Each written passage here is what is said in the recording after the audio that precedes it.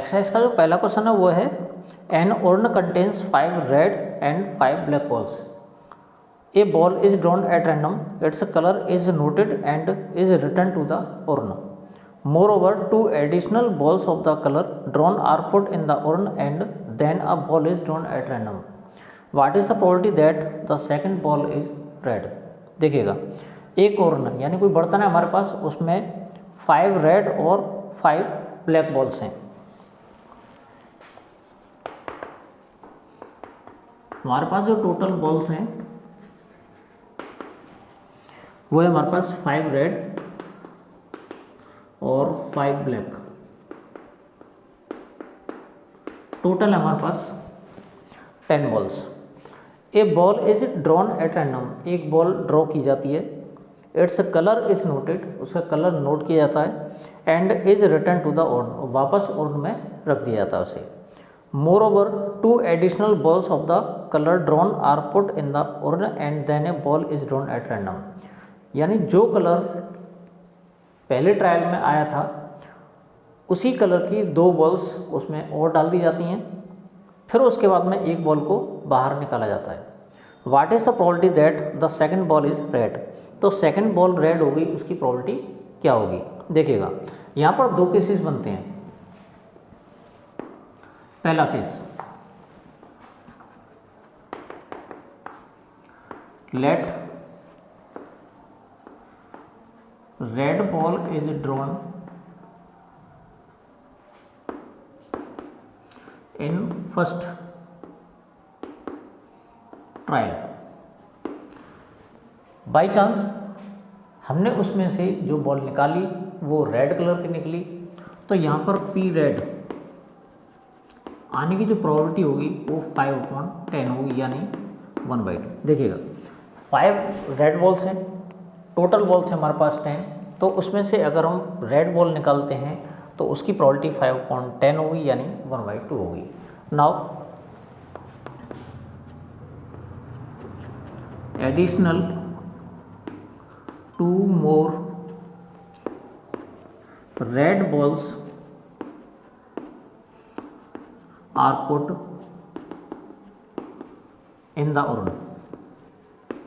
हमने क्या किया उसमें, क्योंकि फर्स्ट ट्रायल में रेड कलर की बॉल निकली थी तो हमने उसमें 2 रेड बॉल्स और डाल दी। अब टोटल बॉल्स हो जाएंगी हमारे पास, देखिए 5 रेड पहले से थी, 2 रेड और हमने डाल दी, तो हो जाएंगे टोटल 7 रेड बॉल्स और 5 ब्लैक बॉल्स। टोटल आ जाएंगी हमारे पास 12 रेड बॉल। अब हम उसमें से एक बॉल फिर निकालते हैं, तो अगली बॉल रेड होने की जो प्रोबेबिलिटी होगी पी रेड, तो ये हो जाएगा 7/12। अब हमारे पास सेकंड केस और बनता है। सेकंड केस क्या है? सेकंड केस में क्या है, let black ball is drawn in first trial. Let black ball is drawn in first trial, यानी हमने जो पहली बार बॉल निकाली थी वो रेड नहीं निकली बल्कि ब्लैक निकली, तो पी ब्लैक। अब ब्लैक आने की जो प्रोबेबिलिटी होगी वो निकलेगी 5/10, यानी 1/2। अब हमें क्या करना है, जो ब्लैक कलर हमने नोट किया उसी कलर की 2 बॉल्स उसमें और डाल दी। Now 2 more black balls are put in the urn, यानी उसमें हमने 2 ब्लैक कलर की बॉल्स और डाल दी। टोटल बॉल्स हो जाएंगी हमारे पास, देखिए इस बार हमने जो डाला है वो ब्लैक बॉल डाली हैं। 5 रेड थी, 5 ब्लैक थी, तो टोटल आ जाएंगे हमारे पास 5 रेड प्लस 7 ब्लैक, यानी टोटल होंगी हमारे पास 12 बॉल्स होगी। अब हमें उसमें से एक बॉल फिर निकालनी है और वो बॉल रेड आएगी, पी रेड। इसकी प्रोबेबिलिटी क्या होगी, रेड हमें मालूम है इसमें 5 है, टोटल बॉल है हमारे पास 12। अब हमारे पास इन दो केसेस के बाद वो कह रहा है कि find the what is the probability that the second ball is red, यानी सेकंड बॉल रेड होगी इसकी क्या प्रोबेबिलिटी होगी। यानी ये जो केस बनते हैं हमारे दोनों को कंबाइन करके ये बनते हैं टोटल प्रोबेबिलिटी के, यानी सम ऑफ प्रोबेबिलिटीज़ का। तो यहाँ पर लिखेंगे हम P second ball is red, यानी सेकंड बॉल रेड होगी उसके लिए प्रोबेबिलिटी बनेगी हमारे पास, वो बनेगी 1/2 इंटू 7/12 प्लस 1/2 इंटू 5/12, यानी 7/24 प्लस 5/24 इक्वल टू 12/24 और आंसर आ जाएगा हमारे पास 1/2। क्वेश्चन नंबर सेकंड है वो ये कह रहा है अ bag contains 4 red and 4 black balls, another bag contains 2 red and 6 black balls, one of the two bags is selected at random and a ball is drawn from the bag which is found to be red. Find the probability that the ball is drawn from the first bag. देखिएगा condition क्या है हमारे पास, condition ये है हमारे पास दो bags हैं,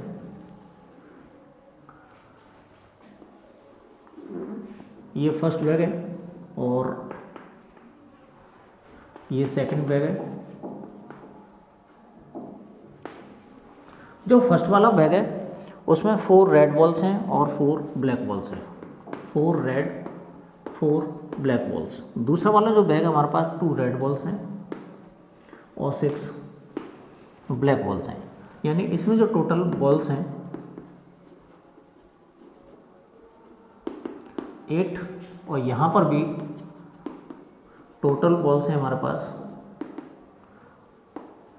8। ये कंडीशन हमारे पास। अब कह रहा है one of the two bags is selected at random, यानी दोनों में से कोई सा भी एक बैग सेलेक्ट किया जाता है। यहाँ पर लिखेंगे let even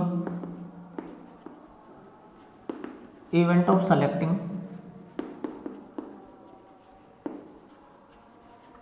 bag first E2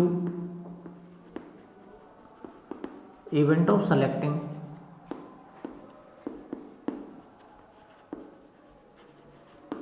bag second. देखिए हमने एज्यूम किया कि अगर हम बैग फर्स्ट को सेलेक्ट करते हैं उसकी इवेंट E1 है और बैग सेकंड को सेलेक्ट करते हैं तो उसकी इवेंट E2 है।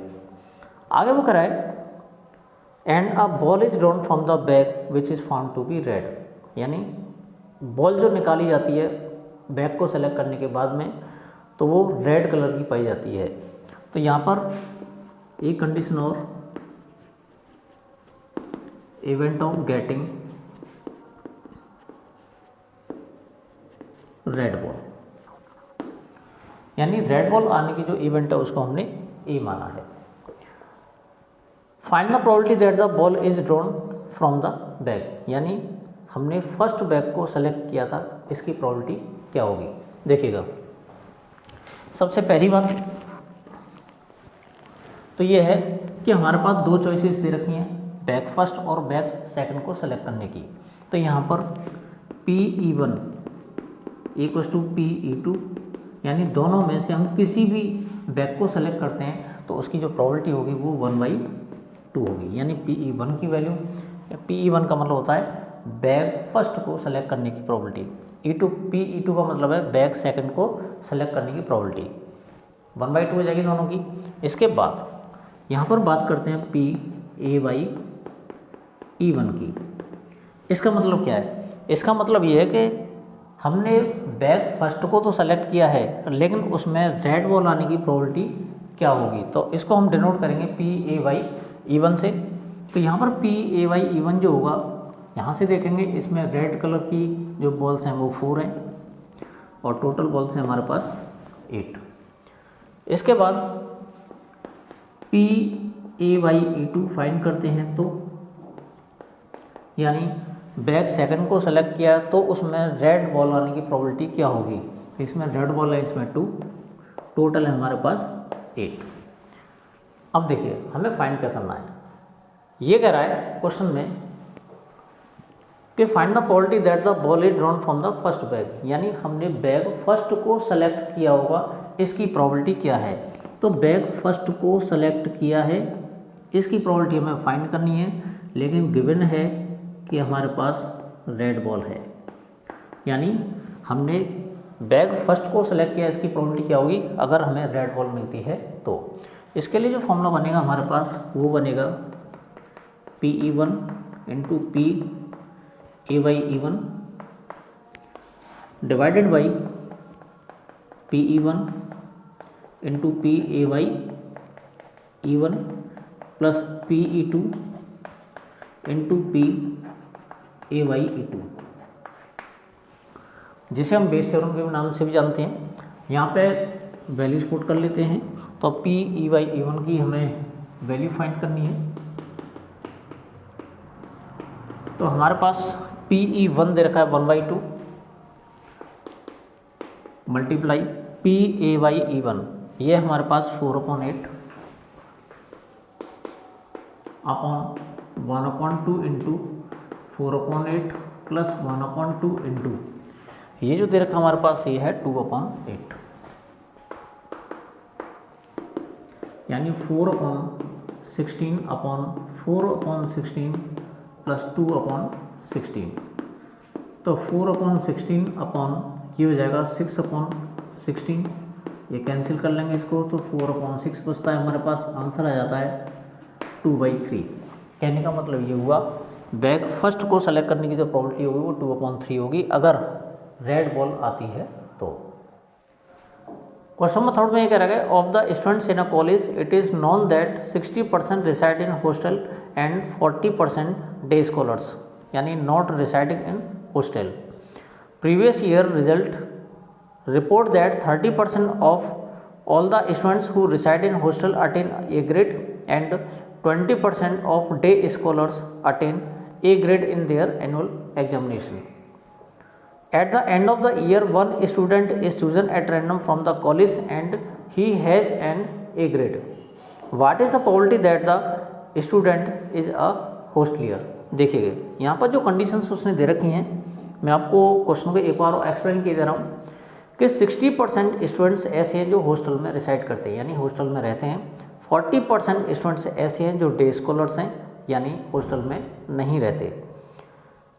पिछले साल के जो जितने भी रिजल्ट थे उसमें मालूम पड़ा कि 30% स्टूडेंट्स के ए ग्रेड आए जो हॉस्टल में रहते थे, और जो 20% स्टूडेंट्स के ए ग्रेड आए जो हॉस्टल में नहीं रहते थे। तो सेशन के एंड में या ईयर के एंड में एक स्टूडेंट को सेलेक्ट किया गया जिसका ए ग्रेड आया था, तो इसकी प्रोबेबिलिटी क्या होगी कि वो हॉस्टलियर था। देखिएगा क्वेश्चन नंबर 3 है लेट E1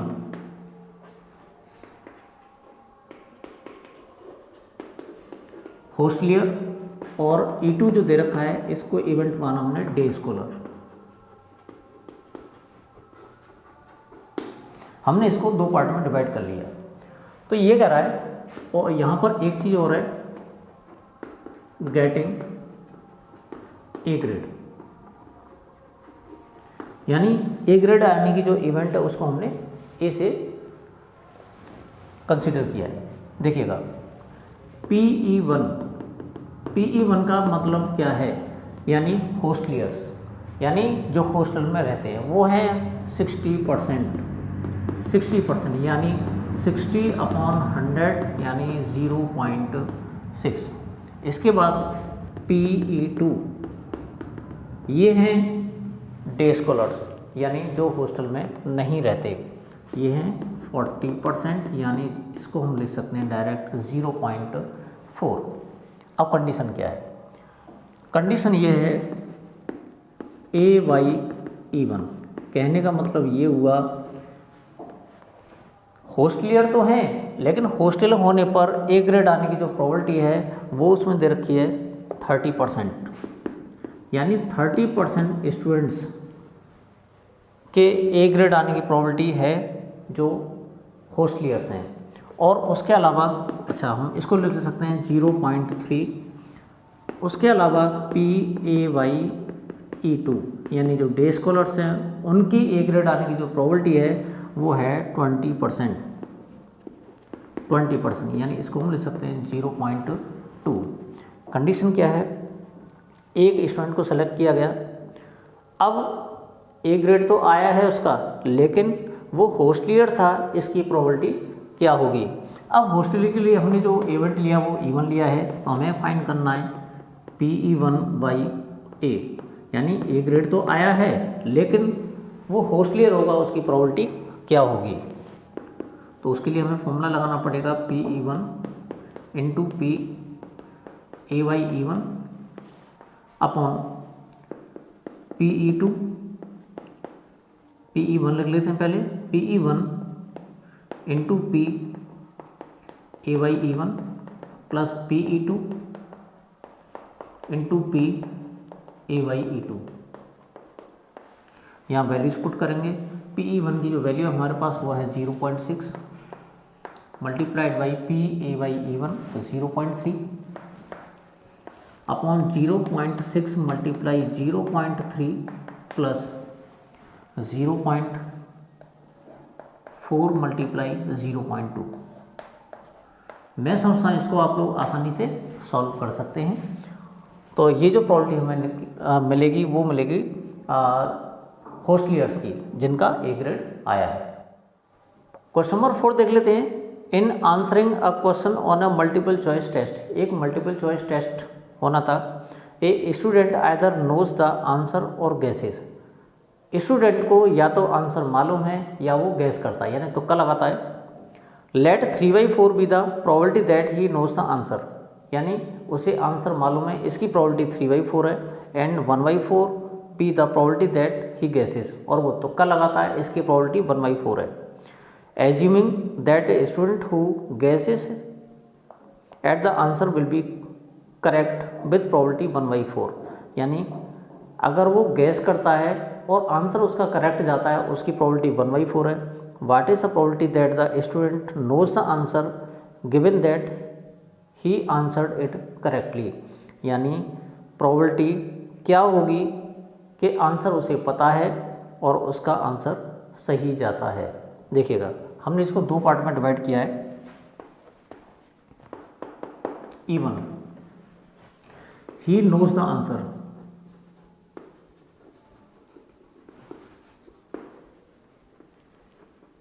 यानी आंसर उसे मालूम है, इस इवेंट को हमने E1 माना है। E2 क्या है, ही गैसेस द आंसर, यानी आंसर उसने गैस किया है। उसके अलावा E हमने कंसीडर किया है ही आंसर्ड करेक्टली, यानी उसने जो आंसर दिया वो करेक्ट है। He answered correctly. देखिएगा कंडीशन जो दे रखी है उसने PE1, यानी आंसर उसे मालूम है, इसकी जो प्रोबेबिलिटी है वो है 3/4। इसके अलावा PE2 उसने आंसर गैस किया है, उसकी प्रोबेबिलिटी है 1/4। इसके बाद PAYE1, ध्यान से समझना है इस वाली कंडीशन को।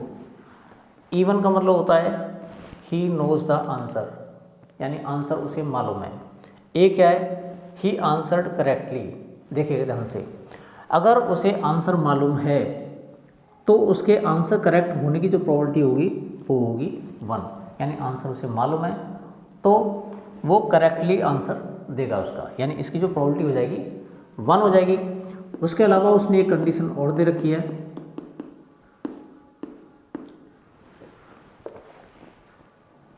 आंसर उसका करेक्ट है, इसकी प्रोबेबिलिटी क्या होगी अगर उसने गैस किया हो।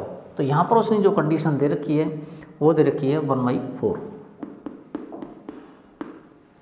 आगे वो पूछ रहा है आंसर तो उसका करेक्ट है, लेकिन उसे आंसर पता था, इसकी प्रोबेबिलिटी क्या है PE1/A, यानी आंसर तो उसका करेक्ट है लेकिन उसे आंसर मालूम था, इसकी प्रोबेबिलिटी क्या है, तो उसको हम रिप्रेजेंट करेंगे P E one by A से।